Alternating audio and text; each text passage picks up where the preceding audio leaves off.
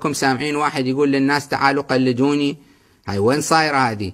يعني أشياء عجيبة الإنسان يشوفه بهالدنيا، تكثر الشكل مقالات موجودة ترى بكل زمان. أنا شايف بكتب الشيخ الأنصاري الله يرحمه بالمكاسب كذا يشكو أحيانا من زمانه، يقول بزماننا كثير من الناس قاموا يدعون الاجتهاد والكذا، خليجي اليوم يشوف شنو القضية شلون صايرة الأمور، على فرض محصل ناس يتبعوه ويحصل، هذه هم شغلة واحد هم خليه يعرفها.